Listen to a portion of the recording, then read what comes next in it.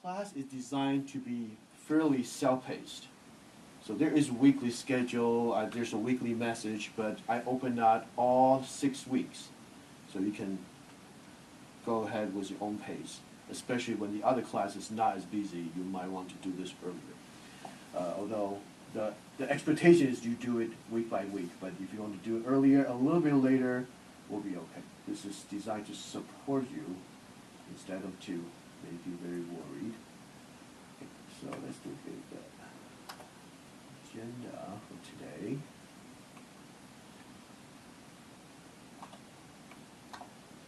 Michelle, can you see this? Mm-hmm. Okay. Introduce student, then myself. We'll go through the syllabus and we'll go through kind of overview the iLearn structure. We'll talk about at the end what is the project. Then I don't think it will take that long because we only have 2 students. So we'll take about 30 minutes to give you an overview of project management. Then look at the first week assignments.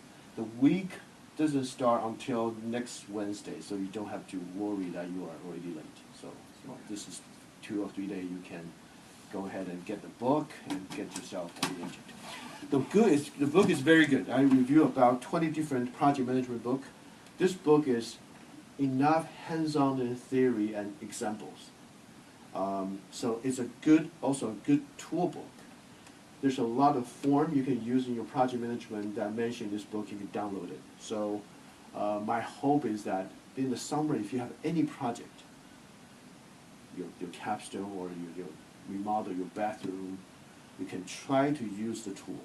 Okay? If you have the discipline using the right tool and follow the right process, then your project will be successful. And that's the hope. Right? It's not a lot of theory. So, Evan, why do you want to take this class? I am a big procrastinator. Stuff is due on Tuesday. I start working on Monday, right? Okay. So I want to use this to make sure I get better organized. Because if I ever want to open up my own consulting business, I'd have to Absolutely. be able to manage all of that. Absolutely. Okay. Good.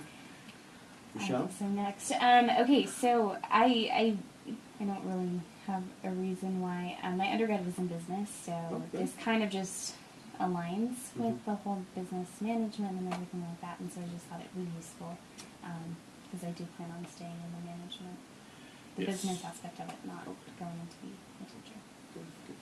Good. Yeah.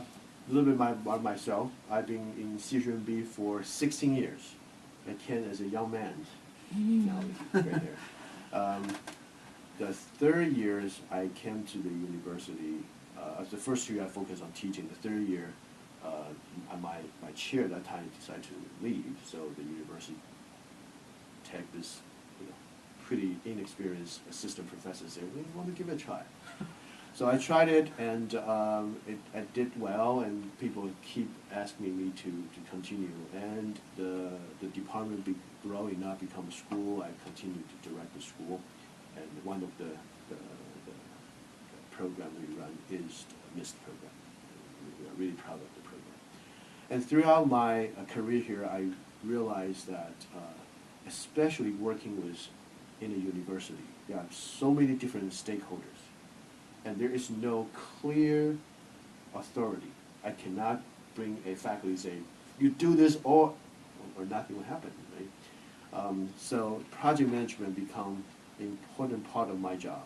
I use a lot of tools that the book actually helped me a lot. I start to read this book when I want to learn project management.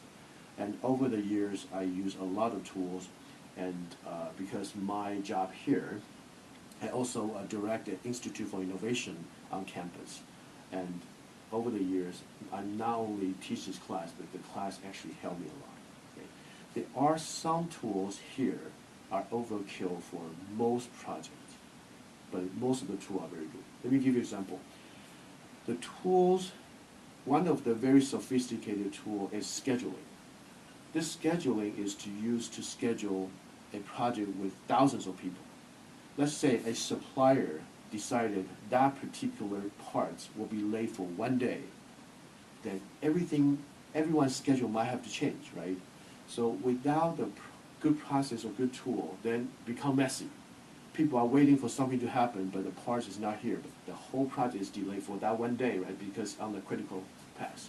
So the tool will allow you to plan your project and knowing for a 1,000 people project, how many days can you be late, still not impact your final project.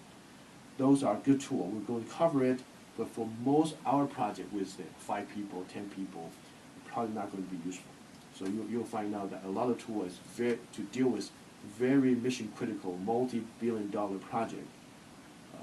We will know how to use it, but we're not going to go to too much detail.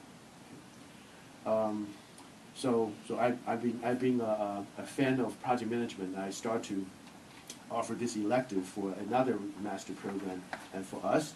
Hao Chen, is that you? Hey, yes. Come in, grab a chair. Hi. Maybe you want to sit here. Thank you. We are recording, so don't block that. We have 2 more students that couldn't be here. Oh. So, but this is not professional production because they're supposed to be here, so I just wanted to. Okay, so I will just introduce myself, and we are introduce ourselves and tell the other classmates why are we taking this class. So, you want to introduce yourself and why are you taking this class? I taking this class because I'm interested in program management, and I suppose this words could be the course in the spring semester. However, in spring semester, I take business communication, which is use the same series of this book, Fast Forward, and I realized this is a good book. So. And when I saw your post about the project management, I immediately want to register for that class. Sure. So at the end of the class, I will put you into the learning management system. So far, you're not in. So the class, I believe, have 5 students. 2 of them are in this program. Hao Chen is in the certificate program. The other 2 are undergrad. There are some collaboration, but your project not depends on others. The collaboration is help us to review your posting. So most of your critical work is done individually, although you will see other people's work. For this student, you'll have a little bit more assignments every week. Is that when you read a chapter, I want you to come up with 5 multiple choice questions. And at the end, that will be our final. So. I want you to have a little bit of instructional design in it. Okay. So not only I teach this class, but I'm really a good proponent of project management. I require all our undergraduate students to at least take a 2-hour session on project management, and I invite them to make their 4-year study as a project. So let me pose this question to you. When the project is considered successful, at the end of the project, everyone applauds it. Wow, we done it. What are the components of it that is part of that success? There are 3 things, 3 components to each one of them have to be successful in order for the project to be successful. Anyone know? Take a go, wild guess. Michelle. I would say the design of the project. Good. So you start with a project, say that we project designed to have these things produced, right? You actually produce what you designed to do. That's good. So the features. Yes. What are the other 2? The structure? No. At the end, if you're successful, the structure probably is okay.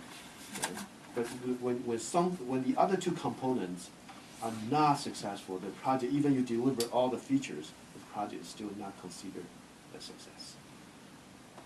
The client is happy. Are they with happy? it. But if they are the features, they. Yeah, but if they're, yeah. I don't know. Let me look in the book here. Don't worry about it. Don't worry. I want you to scratch your head, and so they'll give you a little bit of an incentive to receive the message. So there are 3 things that you always balance. The horrible thing is that it's very hard to optimize all 3. But at the end of the project, you have to be to hit that three things to make the project a success. First is the feature. You do the project, deliver all the feature you decide to do. Second one is under budget, right? If you think what we have all the feature, but instead of a $10,000, this costs $25,000, it's a problem, right? And obviously the third one is feature, budget, and time. Okay. So if this thing you're supposed to build the bridge within 1 year, it takes 3 years. No one will be happy, even if it's under budget or deliver all the feature. Okay. Especially in military or in engineering, a day delay, a lot of other project depends on this project. So three things: feature, time, and budget. And the hard part is that the job of project manager and project management is to balance the three. The perfect project will be timing, budget, and feature. But often you have to sacrifice one for the others. Can someone give me an example?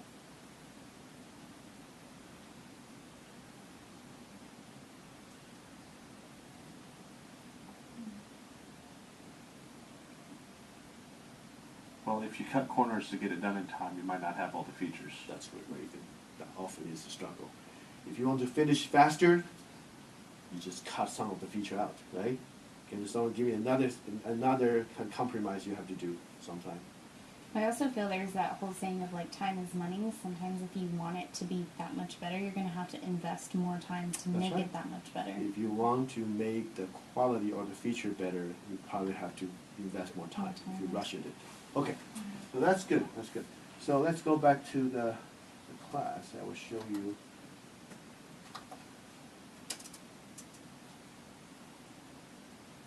That is precisely our logo at the top.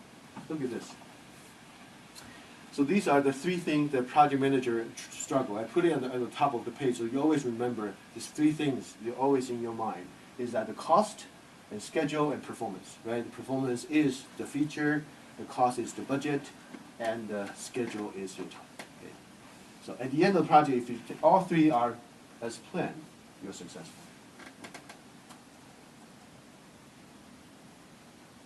So now let's look at the structure of the island side.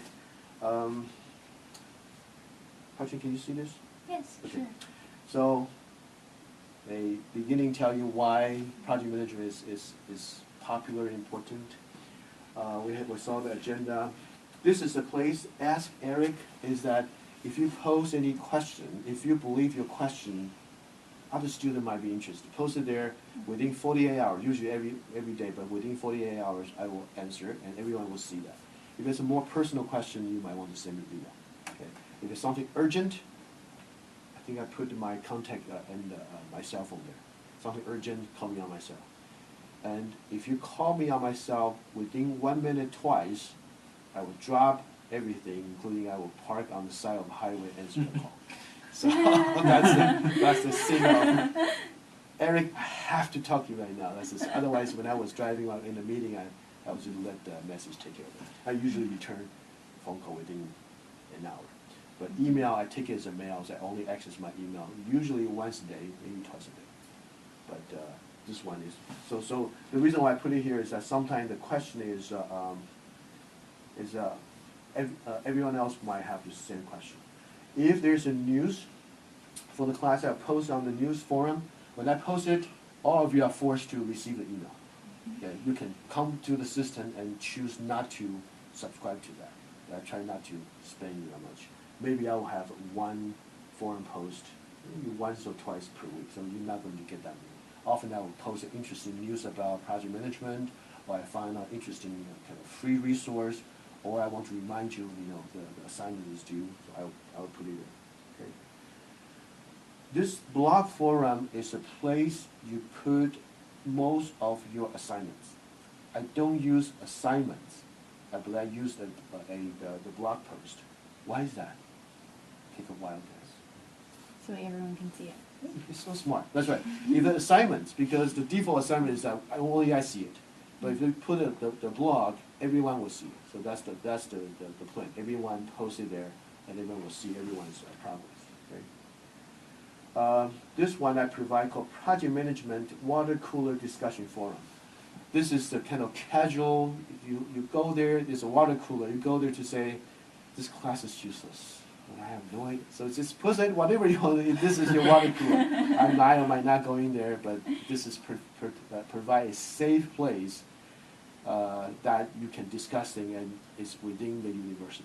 Right? Like we don't want to have you post something potential controversial outside of school. For example, you complain about your boss, say that person should take this class, or our budget is horrible, someone needs to be fired.